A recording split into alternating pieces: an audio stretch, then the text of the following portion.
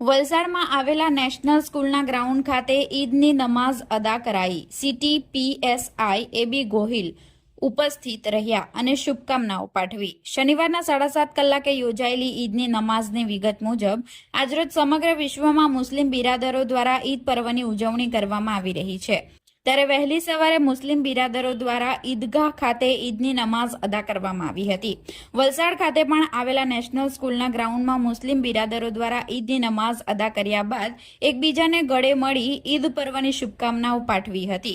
વલસાડ સિટીના પીએસઆઈ એબી ગોહિલ સાહેબ ઉપસ્થિત રહી તમામ મુસ્લિમ બિરાદરોને ઈદ પર્વની શુભકામનાઓ પાઠવી હતી। आज अल्हम्दुलिल्लाह नेशनल स्कूल ग्राउंड में ईद की नमाज हुई।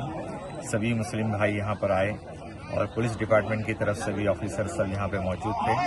यहाँ शांति के साथ यहाँ पे इत्मीनान से हमने नमाज पढ़ी और मुल्क की सलामती के लिए, भाईचारे के लिए आपसी मोहब्बत, इत्तेहाद, इत्तेफाक और शांति हमेशा बनी रहे, इंसानियत के नाते हम सब एक साथ रहे, एक दूसरे का रिस्पेक्ट, एक दूसरे का लिहाज करें, उसके लिए दुआएं।